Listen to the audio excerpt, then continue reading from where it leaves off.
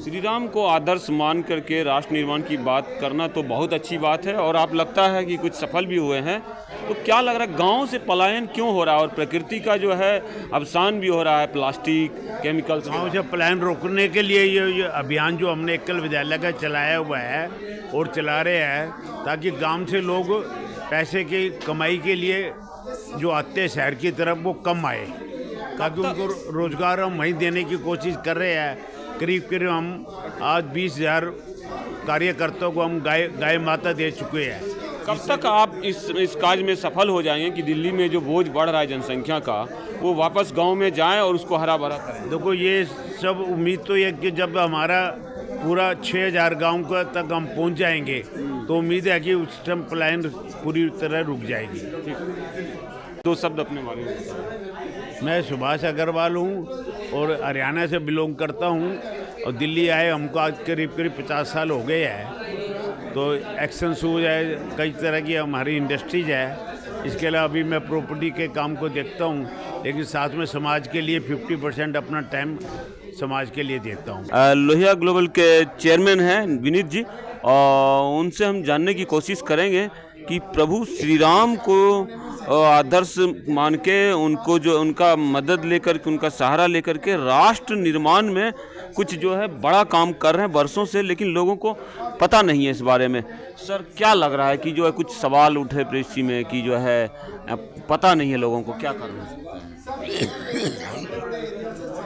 ये जो हमारा राम कथा के माध्यम से जो हम ग्राम क्षेत्रों में, वनवासी क्षेत्रों में जो स्कूल के माध्यम से जो हम संस्कार, शिक्षा और एजुकेशन दे रहे हैं, तो उसका मेन हमारा एकल अभियान जो है वो ये रहता है कि हम सब तरह की शिक्षा दे रहे हैं उसके माध्यम से।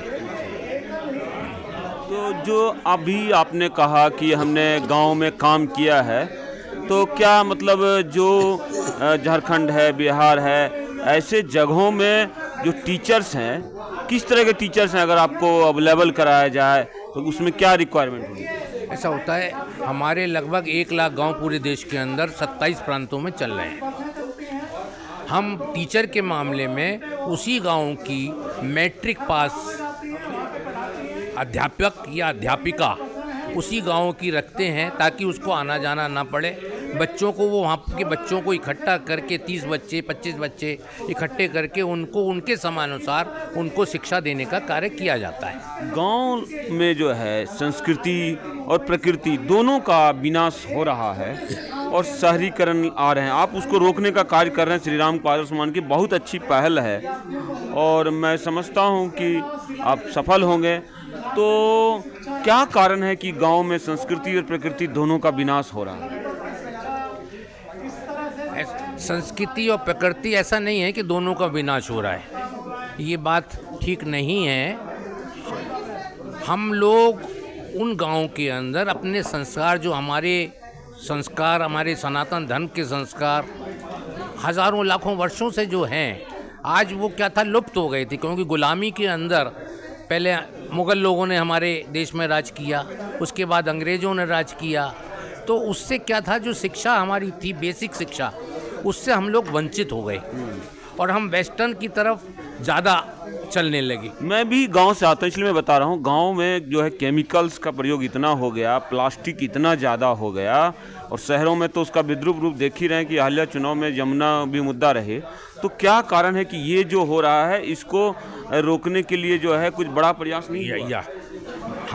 हमारी एक संस्था एकल अभियान में एकल ग्रामोत्थान संस्थान करके भी एक हमारा आयाम है, जिसके अंदर हम किसानों को जैविक खेती के लिए उत्साहित करते हैं। उनको बताते हैं कि उनकी आमदनी के लिए, कि उनकी 50,000 रुपये एक किसान की आमदनी बने विलेज के अंदर, उसके लिए हम उनको सिखाते हैं आपकी आमदनी किस तरह हो सकती है और किस तरह आप जैविक खाद का प्रयोग कर सकते हैं। जैसे मसलन जैसे जो ये केंचुआ खाद होती है, ये लगभग 8-10 रुपए किलो बिक जाती है। इसके अंदर गोबर का इस्तेमाल होता है। हम सोचते हैं गाय की भी हमारी रक्षा रहे, तो गाय के गोबर के जरिए केंचुए की खाद बनाई जाती है, उससे उनको कुछ इनकम हो जाती है। तो बहुत सी सारी चीज़ें हम ऐसी सिखाने की कोशिश करते हैं गाँव वालों को कि आपकी आमदनी किस तरह 50,000 रुपये महीना हो। हम आशा करते हैं कि आप जो है लोगों को जो है पलायन रोकने में सफल हो और श्री राम के जो आदर्श हैं मर्यादा पुरुषोत्तम को, उनको भी जो है भारत में फिर से उसी तरह से पुनर्स्थापित करने में सफल हो। हमारे चैनल से आपको बात करने के लिए बहुत बहुत धन्यवाद। धन्यवाद जी, धन्यवाद। अभी तक हम, जहाँ तक मैं बताऊँ आपको, आवाज़ आ रही, जो हमारा ये कहना है कि जो बॉर्डर एरिया है, 18,000 गांव में हमारा काम हो रहा है। बॉर्डर एरिया में 21,000 ऐसे गांव हैं जो नक्सलाइट एरिया है, जो प्रॉब्लम वाले एरिया हैं, वहाँ पे हमारे एकल विद्यालय हैं। 5700 ऐसे गांव हैं जो कि जम्मू कश्मीर में हैं। तो आप समझ सकते हो हमारे देश को धर्मांतरण की प्रॉब्लम है, हमारे देश में टेररिज्म की प्रॉब्लम है, नक्सलिज्म की प्रॉब्लम है, माओवाद की प्रॉब्लम है।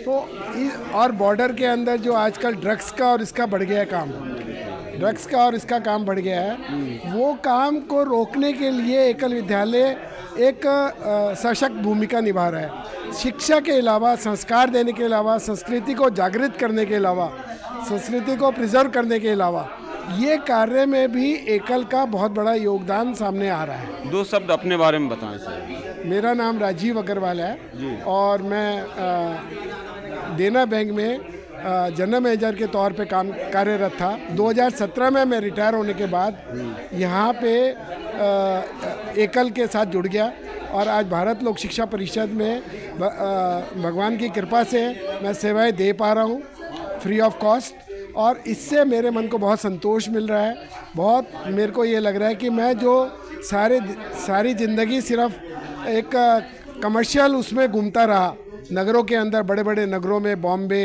अहमदाबाद, बेंगलोर, दिल्ली, आज मैं गांव जो हमारी सही मिट्टी है, जहां देश की आत्मा बसती है, उसके अंदर मैं कार्य कर पा रहा हूं। उनके साथ मेरा जुड़ाव हो पा रहा है। जहां की इमोशंस हैं, जहां दिमाग से कम और दिल से काम ज़्यादा होता है, हृदय से काम लोग जुड़ के करते हैं, मैं उसके लिए कार्य। शिक्षा के द्वारा राष्ट्र निर्माण में सहयोग करने के लिए राजीव अग्रवाल जी, आपको बहुत बहुत धन्यवाद। बहुत बहुत धन्यवाद।